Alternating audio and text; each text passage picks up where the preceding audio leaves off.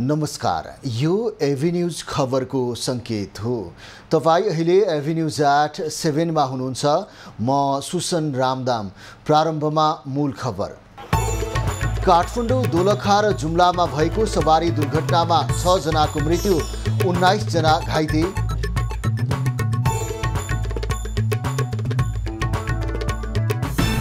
Hello सरकार 24 घण्टा सञ्चालनमा जनताको गुनासोलाई पहिलो प्राथमिकतामा राखेर काम गर्न प्रधानमन्त्री दाहालको निर्देशन। बढेर जान सक्दछ। अमेरिकी सिनेटर होलेनद्वारा एमाले अध्यक्ष ओलीसँग भेटवार्ता, शान्ति प्रक्रिया र एमसीसी बारे चासो व्यक्त। यो शान्ति प्रक्रियालाई टुङ्गोमा पुर्याउने।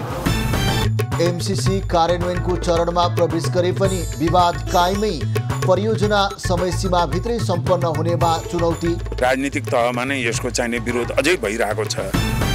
बुटवल बेलहिया सडक किनारामा लगाइएको छतिवन वृक्षलाई लिएर विवाद, मानव स्वास्थ्यमा असर पार्ने भन्दै उठ्यो प्रश्न।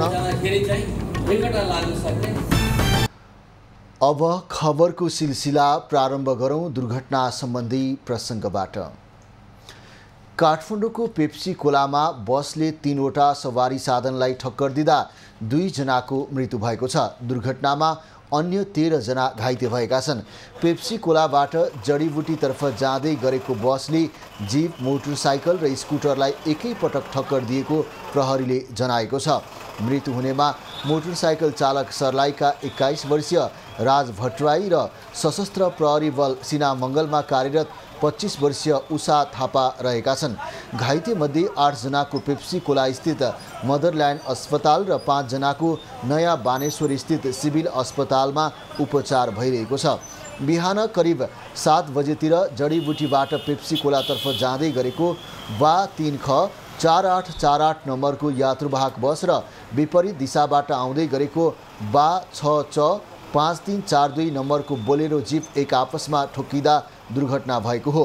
यसै गरी बस पल्टिएर बसले कुल्चिँदा बागमती प्रदेश 02 प 5311 नम्बरको स्कुटर र बागमती प्रदेश 02 प 4838 नम्बरको मोटरसाइकलमा समेत क्षति पुगेको छ, जसमा मोटरसाइकलमा सवार 1 जनाको मृत्यु भएको हो भने स्कुटरमा सवार 2 जना महिला घाइते भएका छन्। बोलेरोमा सवार 5 जना विद्युतका कर्मचारी रहेको प्रहरीले जनाएको छ। दुर्घटनापछि बिहान केही समय सडक समेत अवरुद्ध भएको थियो। दोलखाबाट काठमाडौँ आउँदै गरेको स्कर्पियो जीप दुर्घटना हुँदा 2 जनाको मृत्यु भएको छ भने 6 जना गम्भीर घाइते भएका छन्। मृत्यु हुनेमा चालक उत्तमराज महर्जन र सिन्धुपाल्चोकका स्थानीय बलबहादुर खत्री रहेको ट्राफिक प्रहरीले जानकारी दिएको छ। ट्राफिक प्रहरी कार्यालयका अनुसार दुर्घटनामा परि घाइतेहरूको सदाबहार अस्पतालमा उपचार हुन नसकेपछि धुलीखेल अस्पताल ल्याइएको छ। बा 15 च 9370 नम्बरको जीप लामो साँगु जिरी सडक खण्डको 5 किलो नजिकै राति 2 बजे दुर्घटना भएको हो। एमबी दुगड हाइड्रोको गाडी रामेछापको बाम्तीबाट काठमाडौँ आउँदै गर्दा दुर्घटनामा परेको हो। जीप सडकबाट 300 मिटर तल खसेको प्रहरीले जनाएको छ। जुम्लामा जीप दुर्घटनामा परि 2 जनाको मृत्यु भएको छ। कन्का सुन्दरी गाउँपालिका 4 छल पुनेरामा आज जीप दुर्घटना हुँदा उनीहरूको घटनास्थलमै मृत्यु भएको हो। नागमा मुगु सडक खण्डको कन्का सुन्दरी 4 गोडी जिउलाबाट मुगुतर्फ जाँदै गरेको V1 ज 1099 नम्बरको जीप दुर्घटना हुँदा चालक मुगुको छायानाथ रारा नगरपालिका 5 का अविराज कार्की र सहचालक सोही ठाउँकै रूप बहादुर रावलको मृत्यु भएको प्रहरीले जनाएको छ। जीप सडकबाट झन्डै 300 मिटर तल खसेको थियो। दुर्घटनाबारे अनुसन्धान भइरहेको प्रहरीले जनाएको छ। प्रधानमन्त्री पुष्पकमल दाहालले जनताको गुनासोलाई पहिलो प्राथमिकतामा राखेर काम गर्न निर्देशन दिएका छन्। आज हेलो सरकारको 24 घण्टे सेवा शुभारम्भ गर्दै उनले आफूहरूलाई महत्त्व नलाग्ने गुनासोहरू जनताको दैनिक जीवनका लागि महत्त्वपूर्ण हुने भन्दै त्यसलाई ख्याल गर्न आग्रह गरेका हुन्। प्रधानमन्त्री दाहालले सबै संयन्त्रलाई उत्तरदायित्व बोधले तिखारेर कार्य सम्पादन गर्न सकेमा मात्र सरकारप्रति जनविश्वास बढेर जाने। अहिले हाम्रा विभिन्न सार्वजनिक निकायहरूमा गुनासो सुनवाई गर्ने संयन्त्र रहेका छन्, तर सबै संयन्त्र अझै जनताको मुहार उज्यालो बनाउन सक्ने ऐनाको रूपमा रूपान्तरण हुन सकेका छैनन्। जनताका गुनासा तथा जिज्ञासाहरूलाई बास्केटमा राखेर कार्यालयमा स्टोर मात्र गर्ने परम्परागत संयन्त्र र कार्यशैलीले जनताप्रतिको उत्तरदायित्व बोध गराउन सक्दैन। सबै संयन्त्रलाई उत्तरदायित्व बोधले तिखार्न र कार्य सम्पादन गर्न सकेमा मात्र सरकारप्रति जनविश्वास बढेर जान सक्दछ। प्रधानमन्त्री दाहालले सार्वजनिक निकायहरूमा गुनासो सुनवाई गर्ने संयन्त्र रहे पनि त्यसले जनताको मुहार उज्यालो बनाउन नसकेको बताए। जनताका गुनासो तथा जिज्ञासाहरूलाई बास्केटमा राखेर कार्यालयमा स्टोर मात्रै गर्ने परम्परागत संयन्त्र र कार्यशैलीले जनताप्रतिको उत्तरदायित्व बोध नगराउने उनको भनाइ छ। विगत 12 वर्षदेखि सञ्चालनमा रहेको हेलो सरकार पछिल्लो समय प्रभावकारी रूपमा सञ्चालनमा हुन सकेको थिएन। आइतबारदेखि 24 घण्टा सञ्चालनमा आएको हो। नेपाल टेलिकम र एनसेल मोबाइलबाट 111 मा फोन गरी गुनासो राख्न सकिन्छ भने email, Facebook, Twitter, portal, Viber, WhatsApp लगायतका डिजिटल माध्यमबाट पनि गुनासो टिपाउने व्यवस्था गरिएको छ। अमेरिकी सिनेटर क्रिस भान होलेन र नेकपा एमाले अध्यक्ष एवं पूर्व प्रधानमन्त्री केपी ओलीबीच शिष्टाचार भेट भएको छ। आज सिंहदरबार स्थित नेकपा एमालेको संसदीय दलको कार्यालयमा भएको भेटमा सिनेटर होलेनले शान्ति प्रक्रियाको बाँकी कामबारे चासो व्यक्त गरेका छन्।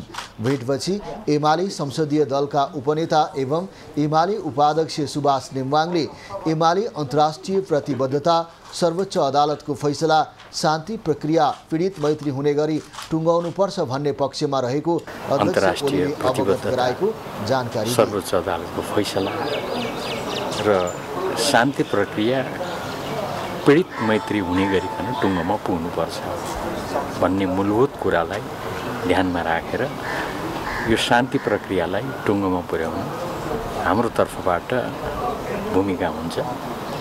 हामी सहयोग गर्छौँ र यही ढङ्गले हामी लागिरहेछौँ र लाग्छौँ। उपाध्यक्ष नेम्बाङले भेटमा सिनेटरले अमेरिकी आर्थिक सहयोग परियोजना एमसीसी नेपालले अनुमोदन गरेर कार्यान्वयन गर्न सुरु गरेकोमा खुसी लागेको बताएको जानकारी दिए। उनले अमेरिकाले सम्झौता कार्यान्वयन गर्न सुरु भएकोमा अमेरिका सकारात्मक रहेको बताएको उनको भनाइ थियो। अमेरिकी संसदको विदेश सम्बन्ध समिति र राज्य तथा विदेश सञ्चालन विनियोजन उपसमितिका सदस्य होलेन गत शुक्रबार नेपाल आएका हुन्। विवादै विवादका बीच कार्यान्वयनको चरणमा प्रवेश गरेको अमेरिकी सहयोग परियोजना एमसीसी समय अवधिभित्रै सम्पन्न हुनेमा चुनौती देखिएको छ। पूर्व तयारी बिना नै कार्यान्वयन चरणमा प्रवेश गरेको परियोजना समयमै सकिनेमा सरकारवालाहरूले आशंका व्यक्त गरेका छन्।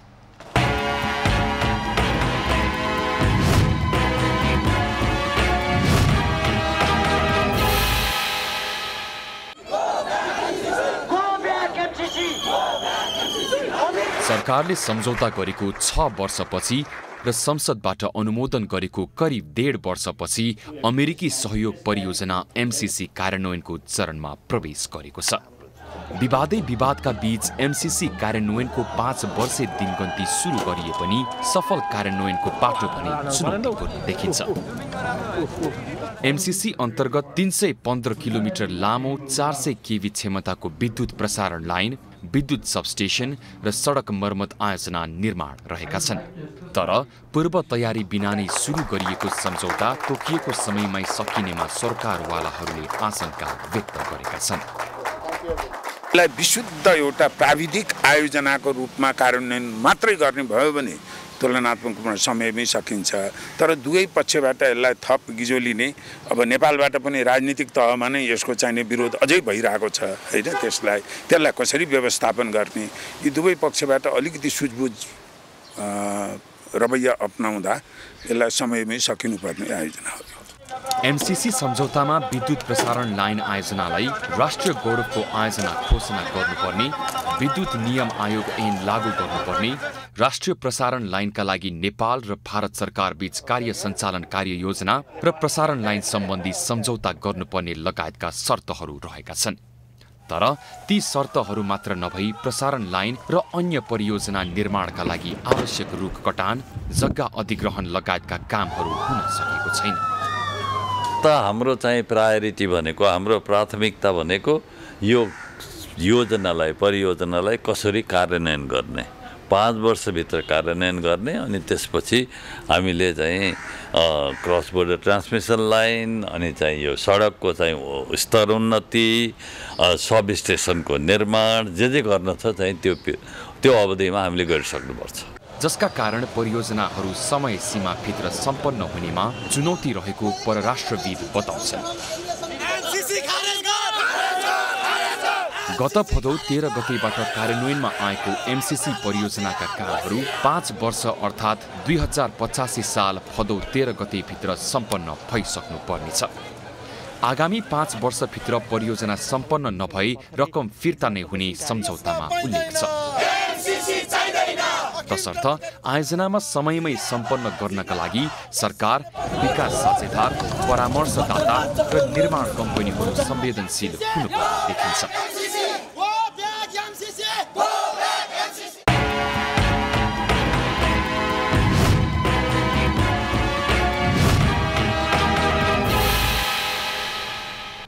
सरकारले संविधान दिवसलाई विविध रचनात्मक कार्यक्रमसहित 3 दिन भव्यतापूर्वक मनाउने निर्णय गरेको छ। आज बिहान सिंहदरबारमा प्रधानमन्त्री पुष्पकमल दाहालको अध्यक्षतामा बसेको संविधान दिवस मूल समारोह समितिको बैठकले असोज 2, 3 र 4 गते विविध कार्यक्रम गरी संविधान दिवस भव्यताका साथ मनाउने निर्णय गरेको हो। बैठकलाई सम्बोधन गर्दै प्रधानमन्त्री दाहालले संविधान दिवस औपचारिक सरकारी कार्यक्रम मात्र नभएर आम जनताको उत्सव भएको बताएका छन्। 3 दिने कार्यक्रम अन्तर्गत असोज 2 गते विशेष संवाद, जनचेतनामूलक कार्यक्रम, संविधान दिवस विशेषाङ्क प्रकाशन, अन्तर्क्रिया, दीपावली लगायतका कार्यक्रम हुने तय भएको छ। त्यस्तै असोज 3 गते सैनिक मञ्च टुँडीखेलमा संविधान दिवस विशेष समारोह गर्ने, विभिन्न मठ, मन्दिर, गुम्बा, धार्मिक एवं सांस्कृतिक सङ्घ संस्था, शैक्षिक प्रतिष्ठानहरूमा संविधान दिवस मनाउने र साँझ दीप प्रज्वलन गर्ने लगायतका कार्यक्रम हुनेछ। सैनिक मञ्च टुँडीखेलमा पनि विशेष समारोह हुन्छ र देशव्यापी रूपमा चाहिँ बृहत समारोह गर्छौँ। 3 गते पनि विभिन्न कार्यक्रमहरूका साथ यो समारोह मनाउने गरी 3 दिनको कार्यक्रम तय भएको छ। असोज 4 गते जागरणमूलक कार्यक्रमका साथै दीप प्रज्वलन गर्ने र विदेश स्थित नेपाली दूतावास, कूटनीतिक नियोग तथा वाणिज्य दूतावासका साथै उपत्यका बाहिर पनि विविध कार्यक्रम हुनेछ। कोशी प्रदेश सरकार विरुद्ध दायर रिटमाथि भोलिदेखि सर्वोच्च अदालतको पूर्ण इजलासमा सुनवाई हुने भएको छ। न्यायाधीशद्वय सपना प्रधान मल्ल र सुष्मलता माथेमाको इजलासले आज रिट पूर्ण इजलासमा पठाउने निर्णय गरेको हो। रिटमा भोलिदेखि नियमित सुनवाई हुनेछ। यसअघि 3 न्यायाधीशको इजलासले कोशी सरकारकै विवादमा फैसला सुनाएकाले 2 न्यायाधीशले हेर्ने कि नहेर्ने विवादपछि सो आदेश आएको हो। कोशी प्रदेश सभाका नेकपा एमाले संसदीय दलका नेता रहेका हिक्मत कार्कीले रिट दायर गरेका हुन्। यसअघि सर्वोच्चले थापालाई पदबाट हटाएको थियो। सर्वोच्चले तत्कालीन समयमा थापाले सभामुखको हस्ताक्षरसहित सरकारको दाबी गरेको कुरा संविधान विपरीत भएकाले पुनः संविधान अनुसार गठन गर्न फैसला सुनाएको थियो। उक्त फैसलापछि थापाले सभामुख बाबुराम गौतमलाई राजीनामा गराउँदै 47 सदस्य पुर्याएर सरकार गठन गरेका थिए। विश्वासको मत लिँदा फेरि 46 सांसद मात्र हुने भएपछि प्रदेश सभाको ज्येष्ठ सदस्यको रूपमा सभा सञ्चालन गरिरहेका इस्राइल मन्सुरीले मत दिएपछि विवाद अदालतमा पुगेको हो।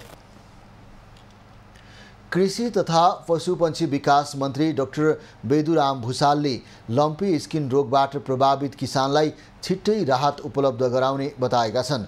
आइतबार सिंहदरबारमा मन्त्रालयको काम कारबाहीबारे जानकारी दिन आयोजित पत्रकार सम्मेलनमा मन्त्री भुसालले लम्पी स्किन रोगबाट प्रभावित किसानलाई राहत दिन ढिलाइ भएको स्वीकार गर्दै जतिसक्दो चाँडो राहत उपलब्ध गराउने प्रतिबद्धता जनाएका हुन्। उनले राहत दिनको लागि मापदण्ड तयार पारी सहमतिका लागि गृह मन्त्रालय र अर्थ मन्त्रालयमा पठाइसकेको जानकारी दिए। तर पनि हाम्रा यी प्रक्रियाहरू अलि लम्बिता नै छन्, त्यो चाहिँ स्वीकार गर्नुपर्छ। मैले बारम्बार भन्ने गरेको पनि छु, हाम्रो काम गर्ने तरिका चाहिँ अलि ढिलाढाला नै छ। त्यसले गर्दाखेरि जुन तीव्र रफ्तारमा हुनुपर्थ्यो त्यो चाहिँ अझै हुन सकेको छैन, त्यसलाई हामीले स्वीकार गर्नुपर्छ। तर हामी तागेतामै छौँ। मन्त्री भुसालले रासायनिक मलको अभाव नभएको दाबी गरे। सुरुमा वितरणमा केही समस्या भए पनि अहिले किसानले रासायनिक मलको समस्या झेल्नु नपरेको उनको भनाइ छ। कैलालीको त्रिनगर भन्सार नाकामा रहेको प्लान्ट क्वारेन्टाइन कार्यालय कर्मचारी विहीन भएपछि भारतबाट आउने खाद्यान्न, तरकारी र फलफुलको आयात ठप्प भएको छ। 26 दिनदेखि खाद्यान्न, तरकारी र फलफुल नआएको कैलाली भन्सार कार्यालयले जनाएको छ। खाद्यान्न, तरकारी र फलफुल आयात ठप्प भएपछि कैलालीमा खाद्यान्न अभाव हुन थालेको छ। त्रिनगर भन्सार नाकामा रहेका कर्मचारी बाहिर गएको र उनको ठाउँमा आएका कर्मचारीलाई महेन्द्रनगरबाट धनगढी आउन रोकेपछि यहाँको क्वारेन्टाइन ठप्प भएको हो। बाट दिने सेवा सुविधाहरू चाहिँ यथावत रूपमा नै सञ्चालनमा छन् र विगत 15-20 दिनदेखि चाहिँ तरकारी तथा फलफुलहरूको पनि विषादी जाँच विश्लेषणको लागि भन्सार थ्रु भएर हामी कहाँ नमुनाहरू आएको अवस्था छैन र अहिलेको परिस्थितिमा तरकारी तथा फलफुल र खाद्यान्नहरूमा पनि गहुँ, मकै, तोरी जस्ता खाद्य पदार्थहरू चाहिँ भन्सारले नमुना जाँच विश्लेषणको लागि पठाएको अवस्था छैन। क्वारेन्टाइनमा कर्मचारी नभएर आयात ठप्प भएपछि व्यवसायी र सर्वसाधारण मारमा परेका छन्। क्वारेन्टाइन सञ्चालन नहुँदा नेपालगञ्जको रूपडिया नाकाबाट महँगो भाडा तिरेर खाद्यान्न तथा तरकारी आयात गर्नुपर्दा मूल्य महँगिएको र प्रदेशको राजस्वमा पनि असर पुगेको भन्दै व्यवसायीहरूले तत्काल क्वारेन्टाइन सञ्चालन गर्न माग गरेका छन्। त्यो क्वारेन्टाइन नभएर तपाईँको त धेरै समस्या छ। पहिलाको नम्बर त भाडामा हाम्रो कति भाडाको कष्टैमा तपाईँको फरक पर्न जान्छ।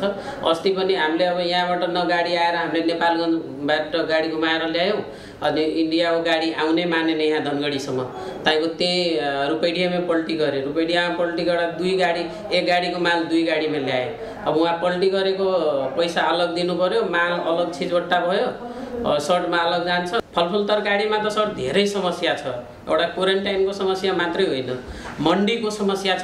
खाद्यान्न जुन आउनुपर्ने थियो त्यो खाद्यान्नका गाडीहरू रोकिएका छन्। गहुँ भारत सरकारले जुन अहिले 3 लाख मेट्रिक टन गहुँ दिएको छ, त्यो गहुँमध्ये केही गहुँहरूको लगभग 2-3 हजार मेट्रिक टन गहुँ यो बोर्डरबाट आउनुपर्ने थियो, त्यो गहुँ आउन बन्द भएको छ। ठिक यसले गर्दाखेरि के हुन्छ, लास्टमा खाद्यान्नको अभाव हुन्छ। त्यो अभावले गर्दाखेरि आम उपभोक्तामाथि त्यो धेरै ठुलो समस्या आउने जस्तो निश्चित पनि देखिन्छ। त्रिनगर नाकाबाट भारत र तेस्रो मुलुकबाट समेत खाद्यान्न, तरकारी र फलफुल जन्य सामानको आयात हुँदै आएको थियो। बुटोल बेल्हिया सडकको सौन्दर्यकरणको लागि लगाइएको छतिवन वृक्षबारे प्रश्न उठेको छ। छतिवन वृक्षले मानव स्वास्थ्यलाई प्रभावित बनाउने चर्चा चलेपछि राख्ने कि हटाउने भनेर बहस सुरु भएको छ। सिद्धार्थ राजमार्गको बुटवल बेलहिया 6 लेन सडकको दायाँ बायाँ किनार तथा सहायक मार्गमा सौन्दर्यकरणका लागि छतिवन वृक्ष लगाएका थिए। ती वनबारे नगरवासी सकारात्मक र नकारात्मक धारणा आएपछि प्रश्न उठ्न थालेको हो। रातिमा मात्र फुल्ने यो वृक्षले विशेष प्रकारका किराहरूलाई आकर्षित गर्ने र मानिसलाई लट्ठ्याउने जस्ता असर पार्ने बताइन्छ। मानिसलाई पनि आकर्षित गर्छ, लट्ठ्याउन सक्छ र मान्छे त्यतापट्टि आकर्षित भएर जाँदाखेरि चाहिँ रिङ्गटा लाग्न सक्ने अथवा अरू कुनै किसिमले चाहिँ असर हुन सक्ने हुनाले मान्छे लड्न सक्ने पनि सम्भावना त्यहाँ रहन्छ। जसले गर्दाखेरि भारतका आदिवासी जनजाति मानिसहरूले आजभन्दा धेरै अगाडि पत्ता लगाइसकेका थिए त आदिवासी जनजातिहरूले भारतका। बुटवल बेलहिया सडक खण्डको करिब 20 किलोमिटर दूरीमा 1000 भन्दा बढी क्षतिवनका वृक्ष रोपिएका छन्। क्षतिवनले सडक खण्ड पनि निकै सुन्दर देखिएको छ। स्थानीय संघको अन्तर्क्रियामा सडक र वन कार्यालयकाले पनि यो वृक्षबारे ठोस जानकारी आफूहरूसँग नभएको बताए। त्यो रुखको वरिपरि गयो भने चाहिँ अलिकति टक्सिसिटी या त्यसको श्वास प्रश्वासमा अलिकति समस्या हुने भन्ने छ। तर त्यसको बावजुद पनि यो चाहिँ अब साइन्टिस्टमा चाहिँ यो एकदम रेयर स्पेसमा पर्छ। अनि यसलाई हुर्काउनु पनि खासै मेहनत गर्नु नपर्ने अनि हाम्रो चाहिँ बारम्बार हामीले यसलाई चाहिँ अब देखभाल गर्न पनि सम्भव नभएकोले चाहिँ त्यति बेला चाहिँ यस्तो केस भएको भनेर जानकारी प्राप्त भएको थियो। मानव स्वास्थ्यलाई प्रभाव पार्ने कुरा उठेपछि हुर्किएका बोट राख्ने वा मास्ने वा अन्य प्रजातिका रोप्ने चर्चा सुरु भएको छ। जनप्रतिनिधिले भने आफू आउनुभन्दा पहिले नै ती बिरुवा रोपिएको बताउने गरेका छन्।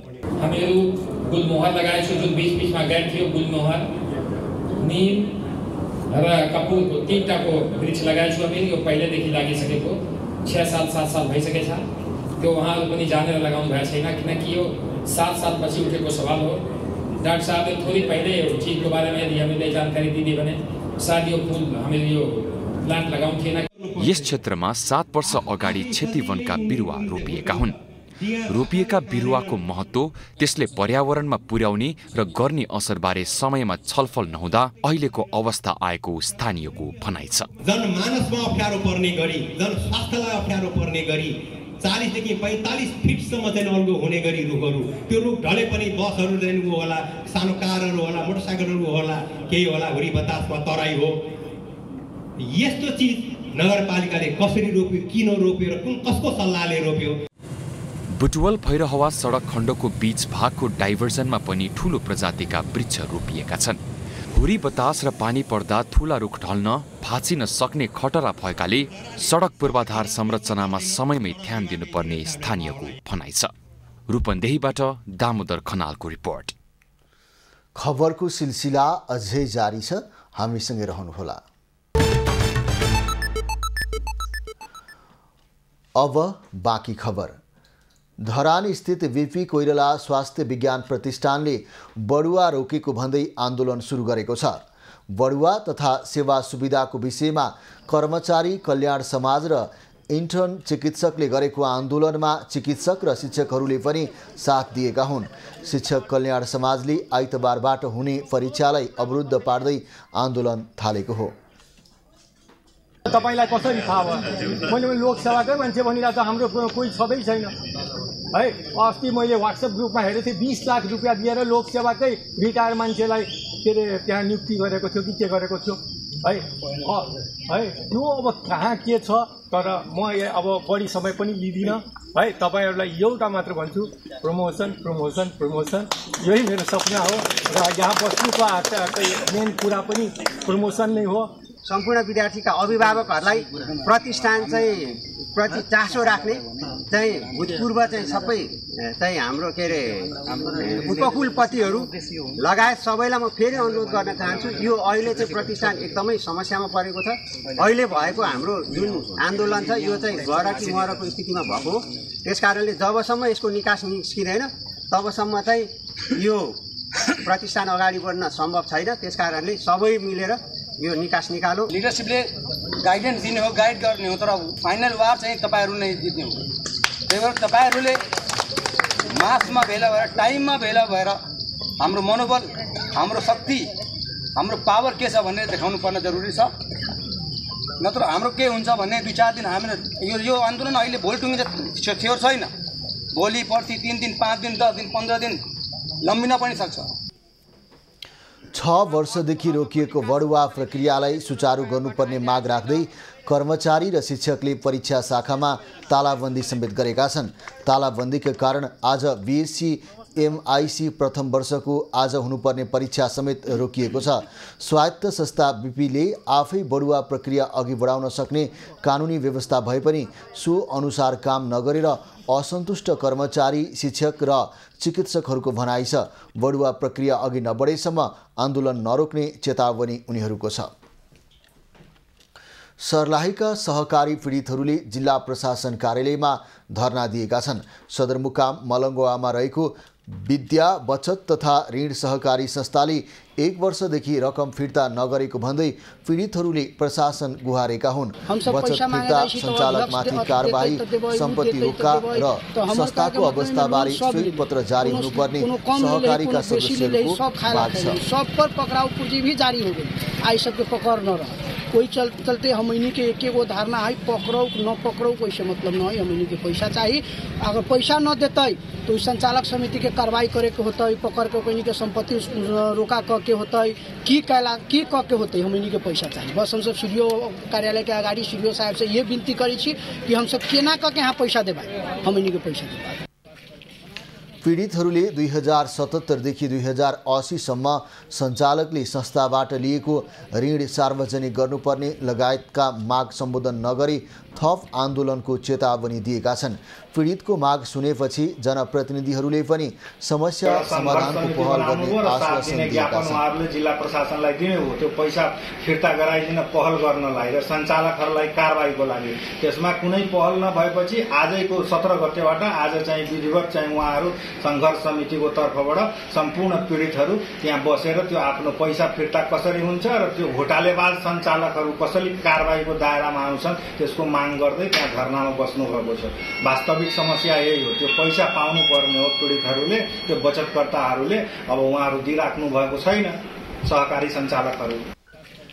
सहकारीको बचत हिनामिना गरेको आरोपमा सहकारीका 4 जना कर्मचारी थुनामा रहेका छन्। सहकारी अपचलनको आरोपमा सुविधामा प्रबन्धक दीपकलाल अमात्य, खजान्ची निर्मल श्रेष्ठ सहित अन्य 2 जना कर्मचारीहरू उमेश अधिकारी र कामेश्वर सिंह थुनामा रहेका हुन्। अध्यक्ष ईश्वर गुप्ता भने फरार छन्। सहकारीका सञ्चालकमाथि बचतकर्ताहरूको करिब 24 करोड रुपैयाँ हिनामिना गरेको आरोप लागेको छ। महिला बालबालिका तथा ज्येष्ठ नागरिक मन्त्री सुरेन्द्र राज आचार्यले बजेटको अभावका कारण आफ्नो मन्त्रालयले तय गरिएका योजना तथा कार्यक्रमहरू सम्पन्न गर्न सक्ने अवस्था नरहेको बताएका छन्। प्रतिनिधि सभा अन्तर्गतको महिला तथा सामाजिक मामिला समितिको आजको बैठकमा उनले बाल सुधार गृह, वृद्ध आश्रम समेत बजेटकै अभावमा आवश्यकता अनुसार बनाउन नसकिने बताएका हुन्। मन्त्री आचार्यले बाल सुधार गृहको क्षमता वृद्धि गर्ने काम आवश्यक भए पनि त्यसका लागि अर्थ मन्त्रालयले आवश्यक बजेटको व्यवस्था नगरेको गुनासो समेत गरे। खास गरी यो मन्त्रालयमा बजेटको अभाव नै प्रमुख कारण पनि हो। बजेट अत्यन्त न्यून भएको कारणले पनि हामीले सोचे जस्तो विभिन्न ठाउँमा कार्यक्रमहरू योजनाहरू सम्पन्न गर्न सक्ने अवस्था पनि छैन। मन्त्री आचार्यले बाल विवाह, सामाजिक सुरक्षा भत्ता, स्वास्थ्यसँग सम्बन्धित समस्या पनि अरू मन्त्रालयसँग अन्तर सम्बन्धित भएकाले महिला बालबालिका तथा ज्येष्ठ नागरिक मन्त्रालयले चाहे अनुसार अघि बढाउन सक्ने अवस्था नरहेको उल्लेख गरे। बैठकमा बोल्दै समितिका सदस्यहरूले महिला बालबालिका ज्येष्ठ नागरिकहरूको समस्या समाधान हुने गरी आवश्यक बजेटको व्यवस्था गर्न सरकारको ध्यान आकर्षण गराए। डिभाइड गरेर ल्याउनु भएको छ, अब यति नै हेर्दा ठिक छ। त्यसकारण यो पर्सपेक्टिभबाट लोक कल्याणकारी राज्य हो कि होइन, यो पर्सपेक्टिभबाट आओस्। संविधानको गन्तव्य समाजवादतिर हो कि होइन, यो पर्सपेक्टिभबाट आओस्। यही कार्यक्रमले समाजवादतिर जान्छ त। समस्याको समाधान नहुने गरी सरकारले नीति तथा कार्यक्रम ल्याउने गरेको समिति सदस्यहरूको गुनासो छ। लोक कल्याणकारी राज्यको अवधारणा अनुसार अघि बढ्न पनि सरकारलाई समिति सदस्यहरूले सचेत गराएका छन्। नेकपा एमालेका नेता महेश बस्नेतले प्रधानमन्त्री पुष्पकमल दाहालले सत्तामा बसेर भ्रष्टाचार गरेकाले जेल हाल्नुपर्ने बताएका छन्। आज सिन्धुलीमा आयोजित कार्यक्रममा उनले प्रधानमन्त्री दाहालले सरकारमा अवैध धन्दा चलाएको आरोप लगाएका हुन्। नेता बस्नेतले भविष्यमा एमालेले दाहाल नेतृत्वको सरकारले गरेको भ्रष्टाचारको छानबिन गरेर जेल हाल्ने बताए। प्रचण्डको यो फाइलवाला फिल्म पहिलो भाग चाहिँ टुङ्गेला जस्तो छ, योगदानको हिसाबले टुङ्गिँदैछ। तर दोस्रो भागको फिल्म नेकपा एमालेले बनाउने छ। यसका खलपात्रहरू खलनायकहरूलाई नेकपा एमालेले पहिचान गर्नेछ। यिनका खलपात्र र खलनायकहरूलाई सफाई दिने होइन, यिनका लागि आधुनिक जेल बनाउने छ नेकपा एमाले। नेता बस्नेतले नेकपा एमाले नेतृत्वमाथि जथाभावी निराधार आरोप र आक्षेप लगाउने सिन्धुलीका माओवादी सांसद राजन दाहाल समेत जेल जाने बताए। सुन तस्करी प्रकरणको छानबिनमा सत्ता गठबन्धनका नेताहरूको संलग्नता देखिएपछि वर्तमान गृहमन्त्री नारायण काजी श्रेष्ठ निरीह बनेको उनको भनाइ थियो। वर्तमान सरकारको आयु धेरै दिन नभएको समेत नेता बस्नेतले बताए। काभ्रेको रोसी गाउँपालिका 2 स्थित काफल डाँडा आन्तरिक पर्यटकहरूको लागि एउटा गन्तव्य स्थल बनेको छ। यो ठाउँमा 3 धारे झरनाले गर्दा पनि आन्तरिक पर्यटकको आकर्षण बढेको छ। काभ्रेको ग्रामीण भूभागमा लुकेर रहेको एक प्राकृतिक सम्पदा हो 3 धारे झरना। अब यो हामीले सुनेको टिकटकमा देखेको भएर हैन रमाइलो लागिरहेको थियो। कहिले बाहुबली कहिले 3 धारा भन्थ्यो नि त। अनि तपाईको बाटो पनि चिप्लो चिप्लो देखेर अलिकति तपाईको अलि इन्ट्रेस्टहरु पहिलेदेखि लागिरहेको थियो। समय नमिलिरहेको थियो। आज आयो फ्यामिली सहित आएको छु। रमाइलो भयो, राम्रो छ ठाउँ। जस वर्थ इट लाग्यो।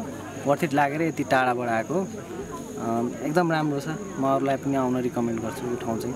3 धारे झरनाको प्रवर्धन तथा विकासका लागि रोसी गाउँपालिकाले योजना बनाएको छ।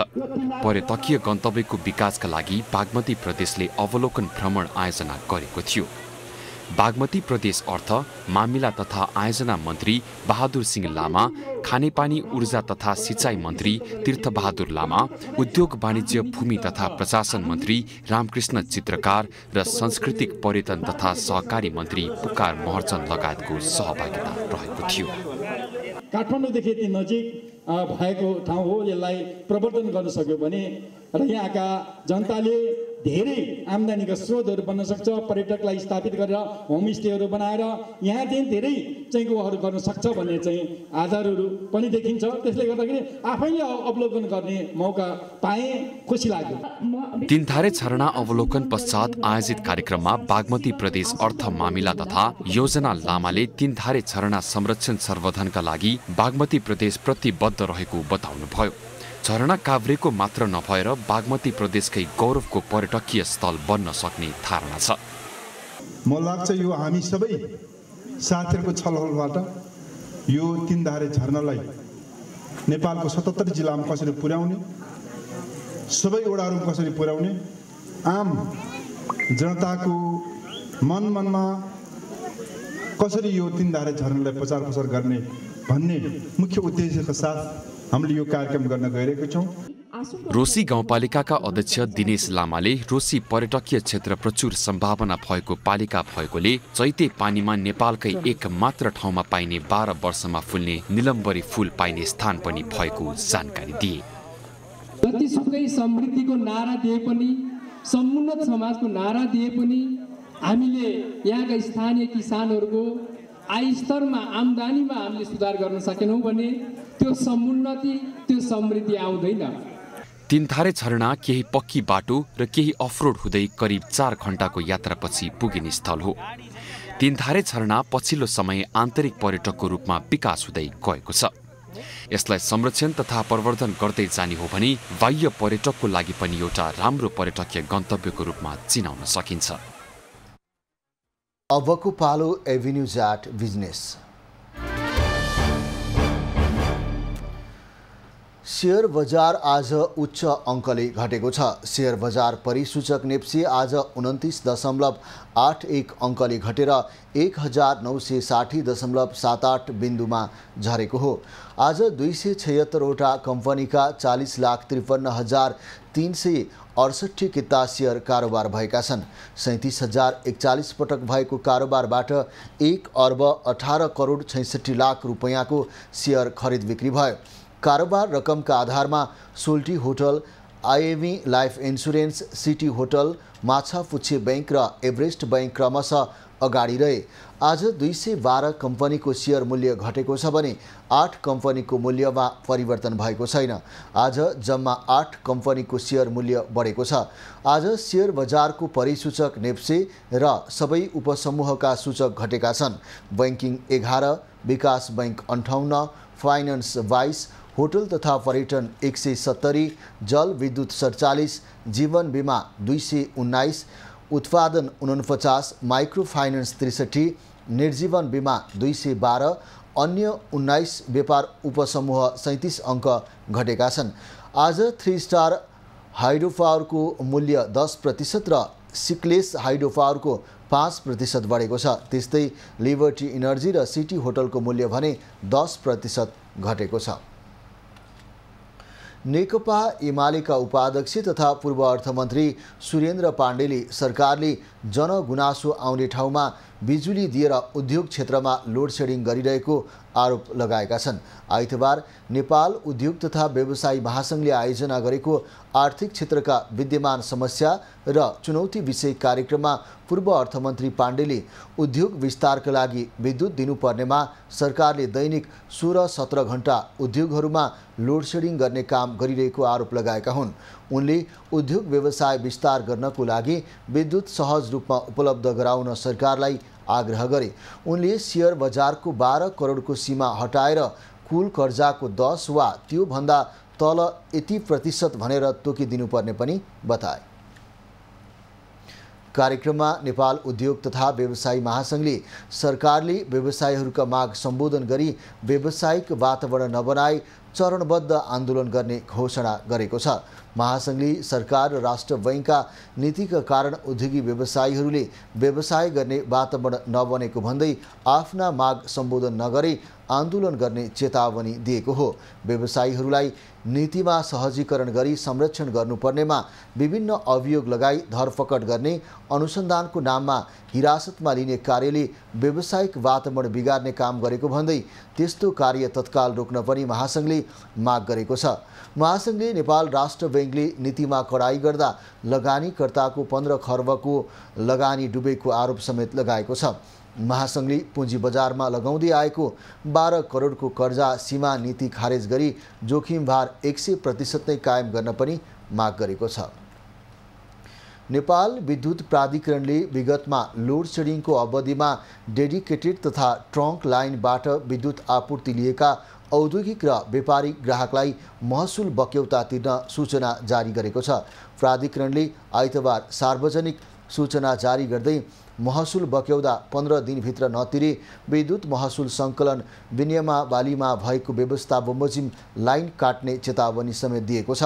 विगतमा डेडिकेटेड तथा ट्रङ्क लाइन मार्फत विद्युत सप्लाईले सो बापतको विद्युत महसुल भुक्तानी गर्न बाँकी भएका सम्पूर्ण उपभोक्ताहरूलाई महसुल बुझाउन पटक पटक पत्रचार गरिएकोमा हालसम्म पनि बक्यौता महसुल नबुझाएको प्राधिकरणले सूचनामा उल्लेख गरेको छ। ऊर्जा मन्त्रालयको अध्ययनमा 2072 साउनदेखि 2077 जेठसम्म अर्थात् लोड सेडिङ अन्त्यपछिको अवधिसम्मको बक्यौता र जरिवाना गरी करिब 20 अर्ब प्राधिकरणले असुल गर्न बाँकी छ। 2072 साउनदेखि 2072 पुससम्मको 97 करोड 43 लाख, 2072 माघदेखि 2075 वैशाखसम्मको अर्थात् लोड सेडिङ अन्त्य हुनु अघिसम्मको 6 अर्ब 41 लाख, 2075 जेठदेखि 2077 जेठसम्म अर्थात् लोड सेडिङ अन्त्यपछिको अवधिको 8 अर्ब 44 करोड 96 लाख गरी 15 अर्ब 42 करोड 80 लाख रुपैयाँ बक्यौता रहेको जनाएको छ। यसमा जरिवाना समेत जोड्दा करिब 20 अर्ब पुग्ने बताइन्छ। सन् 2023 को 8 महिनामा 6 लाखभन्दा बढी विदेशी पर्यटक नेपाल भित्रिएका छन्। नेपाल पर्यटन बोर्डले उपलब्ध गराएको तथ्याङ्क अनुसार 2023 जनवरीदेखि अगस्तसम्म 6,01,360 पर्यटक भित्रिएका हुन्। अगस्तमा मात्रै 67,153 पर्यटकले नेपाल भ्रमण गरेका छन्। अगस्तमा नेपाल भित्रिएका पर्यटकको सङ्ख्या सन् 2022 को अगस्तको तुलनामा 34,849 ले बढी हो। सन् 2022 को अगस्तमा 41,304 जना पर्यटक नेपाल भित्रिएका थिए। सन् 2019 मा 73,814 जना पर्यटक नेपाल भित्रिएको बोर्डले जनाएको छ। पछिल्लो 8 महिनाको पर्यटक आगमन दर हेर्दा सन् 2023 मा 10 लाख पर्यटक भित्रने अपेक्षा गरिएको छ। यस वर्षको अगस्तसम्मको आँकडा हेर्दा सन् 2022 को 12 महिनामा नेपाल भित्रिएका पर्यटकको सङ्ख्याको हाराहारीमा पुग्न लागेको छ। सन् 2022 भर 6,14,148 पर्यटक नेपाल भित्रिएका थिए। सरकारले सन् 2023 मा नेपाल भ्रमण गर्ने पर्यटकको सङ्ख्या 10 लाख पुर्याउने लक्ष्य लिएको छ। अबको पालो कृषि खबर। कृषि तथा पशुपन्छी विकास मन्त्री डाक्टर बेदुराम भुसालले उत्पादन र निर्यात वृद्धि तथा आयात प्रतिस्थापन गरेर मात्रै देशको अर्थतन्त्र बलियो बनाउन सकिने बताएका छन्। आइतबार काठमाडौँमा आयोजित एक कार्यक्रममा मन्त्री भुसालले कृषि नेपालको लागि मेरुदण्ड भएको उल्लेख गर्दै उत्पादन बढाउन सिँचाइ समस्या समाधान गर्नुपर्ने बताए। उनले उत्पादन बढाउनको लागि यस वर्ष सरकारले चैते धान 1 लाख हेक्टर क्षेत्रफलमा लगाउने गरी काम सुरु गरेको बताए। निर्यात वृद्धि गर्ने हो, आयातले प्रतिस्थापन गर्ने हो भने कृषिबाट नै सम्भव छ। कृषि उत्पादन वृद्धि गरेर नै सम्भव छ। त्यो सम्भव छ भन्ने कुरा देखिन्छ पनि। कार्यक्रममा मन्त्रालयका सचिव डाक्टर गोविन्द प्रसाद शर्माले आगामी अधिवेशनमा कृषि विधेयक संसदबाट पारित हुने र नेपालको कृषि क्षेत्रमा बृहत कानुनी संरचनाको व्यवस्थापन अधिवेशनबाट चाहिँ कमसेकम यो एक्ट पारित हुनेछ र यसले नेपालको कृषि क्षेत्रमा एउटा बृहत कानुनी संरचना सहितको व्यवस्थाहरू गर्नेछ र जसमा जुन धेरै कुराहरू समेटिएका छन्। कार्यक्रममा राष्ट्रिय योजना आयोगका उपाध्यक्ष डाक्टर मीन बहादुर श्रेष्ठले अर्थतन्त्रलाई बलियो बनाउन सबैभन्दा पहिला भएको खेतीयोग्य जमिनको प्रयोग बढाउनु पर्ने बताए। उनले जमिनको प्रयोग नगरी अन्य माध्यमबाट देश समृद्ध हुन गाह्रो रहेको उल्लेख गरे। हामीले जमिनको पूर्ण प्रयोग नगरिकन अन्य साधनको प्रयोगबाट समृद्ध हुन गाह्रो पर्छ। त्यसकारण पहिलो जमिनको प्रयोग गर्ने हो। उपाध्यक्ष श्रेष्ठले अर्थतन्त्र कमजोर बन्नुमा उत्पादन र रोजगारीको प्रमुख समस्या रहेको बताए। अर्थतन्त्रका समस्यालाई समाधान गर्न कृषि क्षेत्र नै नेपालको लागि एक मात्र माध्यम बन्न सक्ने उनको दाबी थियो। कृषि सहकारी तथा प्राकृतिक स्रोत समितिले ऊर्जा, जलस्रोत तथा सिंचाई मन्त्रालयलाई आफ्नो समितिको कार्यक्षेत्रभित्र राख्न माग गर्ने निर्णय गरेको छ। आइतबार बसेको समिति बैठकले ऊर्जा, सिंचाई तथा जलस्रोत मन्त्रालय समितिको कार्यक्षेत्रभित्र नहुँदा सिंचाईको अभावमा कृषि क्षेत्रको सुधार गर्ने कार्यमा कठिनाई भएको भन्दै मन्त्रालयलाई समितिको कार्यक्षेत्रमा राख्न सभामुखलाई आग्रह गर्ने निर्णय गरेको हो। त्यसैगरी समितिले हालसम्म छलफल गरी सम्बन्धित मन्त्रालयमा गरिएको निर्देशनहरू कार्यान्वयनको अवस्थाबारे सबै मन्त्रालयसँग 7 दिनभित्रमा लिखित रूपमा जवाफ माग्ने निर्णय पनि गरेको छ। बैठकले गाँजा खेतीलाई वैधानिक बनाउने सन्दर्भमा सम्बन्धित निकायहरूसँग छलफल गरी निष्कर्षमा पुग्ने निर्णय पनि गरेको छ। गाँजा खेतीको सम्बन्धमा पनि हामीले अहिले निर्णय भन्दा पनि यो नेपालको मध्यभागका तराई क्षेत्रमा उत्पादन हुने गाँजाको बहुउपयोगी गाँजा खेती बहुउपयोगी रहे पनि यसलाई उत्पादन, प्रशोधन र बिक्री वितरण गर्ने कार्यलाई वैधानिक बनाउने सम्बन्धमा सम्बन्धित निकायहरूसँग थप छलफल गरी निष्कर्षमा पुग्ने निर्णय गरियो। त्यस्तै बैठकले भूमि आयोगबाट सम्पादन हुने कार्यहरूलाई व्यवस्थित गर्न राष्ट्रिय भूमि आयोगका अध्यक्ष लगायतका पदाधिकारी तथा भूमि व्यवस्था, सहकारी तथा गरिबी निवारण मन्त्रालयलाई समितिको अर्को बैठकमा आमन्त्रण गरी छलफल गर्ने निर्णय पनि गरेको छ। बैठकमा समितिकी सभापति डाक्टर आर्जु राणा देउवाले बाँदरले कृषकको बाली नालीमा क्षति पुर्याएर खान नै नपुग्ने अवस्था सृजना गरेको भन्दै बाँदरलाई परिवार नियोजन गरेर संख्या घटाउनु पर्ने बताए। हिमाचल प्रदेशमा त त्यही गरेको रहेछ। यो स्ट्राटेजीहरू चाहिँ हो कस्तो हुन हाम्रो जस्तै थियो रे, फ्यामिली प्लानिङ गरेर 2-3 वर्षमा अल गर्नु है। सो यो चाहिँ हामीले यो डिपार्टमेन्ट अफ वाइल्ड लाइफलाई केही चाहिँ गरेरै ल्याऊ भन्नु पर्यो कि यो त अब मान्छेले खानै नपाउने भएपछि चाहिँ धेरै प्रब्लम भयो। सभापति राणाले बाँदरको संरक्षण गरेर कुनै फाइदा नहुने भएकाले छिमेकी देश भारतको हिमाचल प्रदेशमा जस्तै बाँदरको परिवार नियोजन गर्नुपर्ने उल्लेख गरिन्। खबरको सिलसिला अझै जारी छ, हामीसँगै रहनुहोला। जापानिज प्रविधिमा सञ्चालित लिफ्ट, अटो टोयलेट, जागुजीको प्रयोगमा डिलक्स तथा स्वीट रुमहरू, सेमिनार हल सहितको होटल सारा पोखरा, लेक साइड 14 नम्बर स्ट्रिट।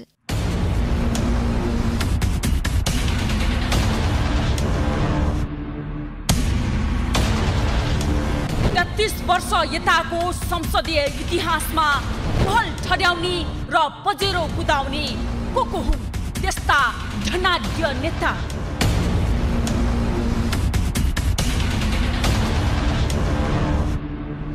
चप्पल पड्काउँदै सडकमा झरेको चर्चित ती नेताको बदलिएको जीवनशैली र अकुत सम्पत्तिको श्रृङ्खलाबद्ध खुलासाको संस्करण प्रतीक्षा गर्नुहोस्।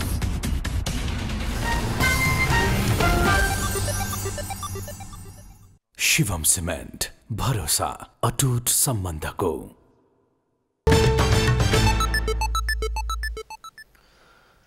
अब पालो खास खास खबरको।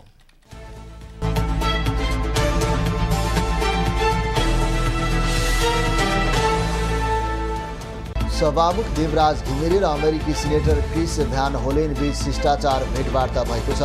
आइतबार सिंहदरबार स्थित सभामुखको कार्यकक्षमा भएको भेटमा दुई देश बीचको सम्बन्ध, अमेरिकी सहयोग तथा संसदीय आदान प्रदानका विषयमा छलफल भएको हो। भेटमा सभामुख घिमिरेले संयुक्त राज्य अमेरिका नेपालको पुरानो मित्र भएको उल्लेख गर्दै उच्चस्तरीय भेटघाटको आदान प्रदानले दुई देश बीचको सम्बन्ध र बुझाइलाई थप मजबुत बनाउने विश्वास व्यक्त गरे।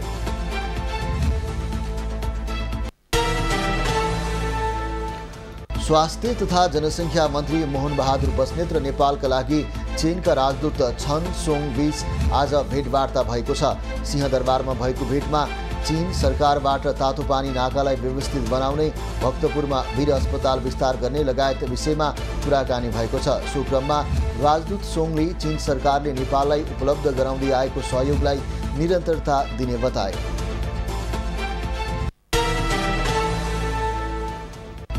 अस्ट्रेलियाको फ्रेन्चाइज लिग बिग बास लिग BBL को ड्राफ्टमा रहेका नेपाली खेलाडी अनसोल्ड भएका छन्। आज भएको अक्सनमा यसअघि लिग खेलिसकेका सन्दीप लामिछाने समिति सबै नेपाली खेलाडीप्रति क्लबहरूले चासो नदेखाएका हुन्। ड्राफ्टमा नेपालका लामिछाने, देव खनाल, आसिफ शेख, आरिफ शेख र अर्जुन साउद थिए। सोलुखुम्बुको लिखुपिके गाउँपालिकाका तत्कालीन वडा अध्यक्ष, प्रशासकीय अधिकृत सहित 3 जना विरुद्ध भ्रष्टाचार मुद्दा दायर भएको छ। अख्तियार दुरुपयोग अनुसन्धान आयोगले प्रशासकीय अधिकृत राजेन्द्र भण्डारी र लेखापाल जीवन सुवेदी र वडा नम्बर 2 का तत्कालीन वडा अध्यक्ष रमेश कुमार बस्नेत विरुद्ध आज भ्रष्टाचार मुद्दा दायर गरेको हो। वडा अध्यक्ष बस्नेतले वडाको भवन निर्माणको लागि जग्गा निशुल्क दान भएको जग्गाको 6 लाख रुपैयाँ भुक्तानी लिएको अख्तियारको दाबी छ।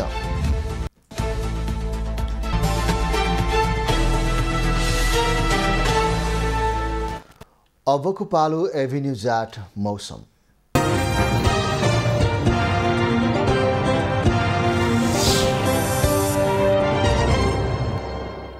गत 24 घण्टामा देशका विभिन्न स्थानहरूमा हल्कादेखि मध्यम वर्षा भयो। आज राति कोशी, मधेस, बागमती र गण्डकी प्रदेशका थोरै स्थानहरूमा तथा बाँकी प्रदेशका 1-2 स्थानमा हल्कादेखि मध्यम वर्षाको सम्भावना रहेको छ। बागमती र गण्डकी प्रदेशका 1-2 स्थानमा मेघ गर्जन चट्याङसहित भारी वर्षाको समेत सम्भावना रहेको जल तथा मौसम पूर्वानुमान महाशाखाले जनाएको छ। आज काठमाडौँ उपत्यकाको अधिकतम तापक्रम 31 डिग्री सेल्सियस र न्यूनतम तापक्रम 20 डिग्री सेल्सियस मापन गरिएको छ। आज देशभरको मौसम कस्तो रहे त हेरौँ देशका विभिन्न स्थानको मौसमी अवस्था।